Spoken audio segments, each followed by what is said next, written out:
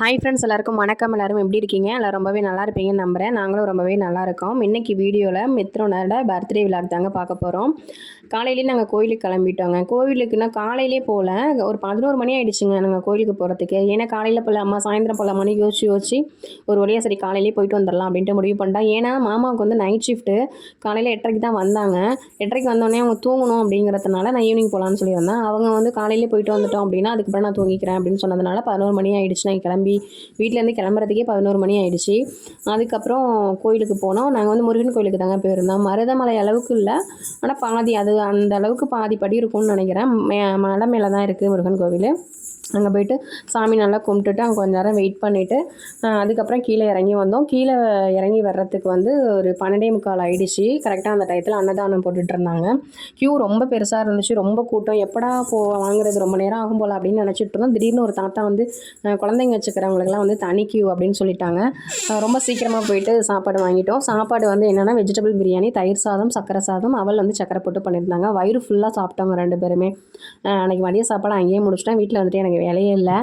அதுக்கப்புறம் வர்ற வழியில் வந்து கேக்கு வாங்கலாம் அப்படின்னு சொல்லிட்டு வந்தோம். இது வந்து நாங்கள் 1 வீக் முன்னாடியே ஆர்டர் கொடுத்துட்டோம்.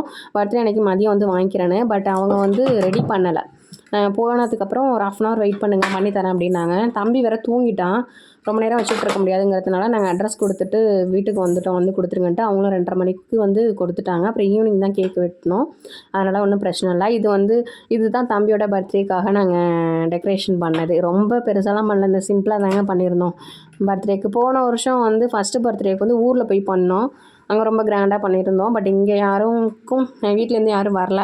நாங்கள் 2 பேருமே இருந்தோம். பக்கத்து வீட்டிலலாம் சொல்லியிருந்தோம். அந்த அக்கா ஒரு அம்மா இருக்காங்க, அவங்க மட்டும் வந்திருந்தாங்க.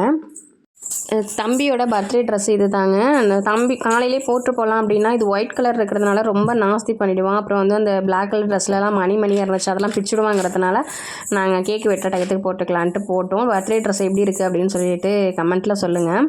தம்பியோட பர்த்டே வந்து December 31. பட் நாங்கள் வீடியோ எப்போ அப்லோட் பண்ணுறேன்னு தெரியல. ஏன்னா அந்த டயத்தில் இந்த நான் சேனல் ஸ்டார்ட் பண்ணலை. 1ஆம் தேதி ஸ்டார்ட் பண்ணிக்கலாம் அப்படிங்கிறதுனால நான் வீடியோ மட்டும் எடுத்து வச்சுருந்தேன். 1ஆம் தேதிக்கு அப்புறம் நான் எப்போ அப்லோட் பண்ண போகிறேன்னு தெரியல. ஏன்னா தம்பி வந்து டப்பேசவும் விட மாட்டான், வீடியோ எடுக்கவும் விட மாட்டான். அவன் எப்போ தூங்குறானோ அந்த டயத்தில் மட்டும் நான் டப்பிங் பேசி இந்த வீடியோ நான் அப்லோட் பண்ணணும். கேக் வந்து பிளாக் ஃபாரஸ்ட் ஆர்டர் பண்ணுறதா தான் ஃபஸ்ட்டு பிளானு. அதுக்கப்புறம் வந்து எப்போ பார்த்தாலும் பிளாக் ஃபாரஸ்ட் தான் ஆர்டர் பண்ணுறோம்.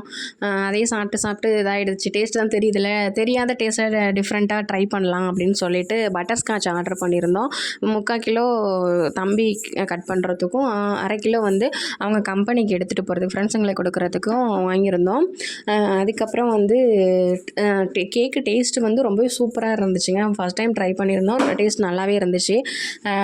கிட்டத்தட்ட பிளாக் ஃபாரஸ்ட் டேஸ்ட்டு தான் கொஞ்சம் டிஃப்ரெண்ட்டாக இருந்துச்சு, அவ்வளோதான். அதுக்கப்புறம் லட்டு, சாக்லேட் அவ்வளோதான் வாங்கியிருந்தோம். வேறு எதுவும் நாங்கள் வாங்கலை. கேசரி நம்ம வீட்டில் பண்ணுறேன் அப்படின்னு சொல்லியிருந்தேன். மாமா 2 நாளைக்கு முன்னாடி தான் நான் பண்ணியிருந்தேன், அதனால் வேண்டாம் அப்படின்னு சொல்லிட்டாங்க. சரி இன்னொரு நாள் பண்ணிக்கலாம் அப்படின்னு சொல்லிட்டு நான்வெஜ் எதுவும் எடுக்கலை.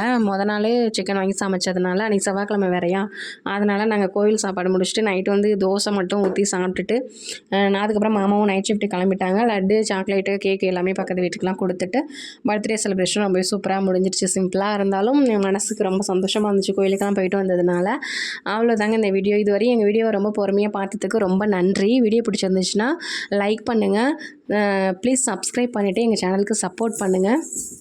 ஓகே, தேங்க்யூ, பாய்.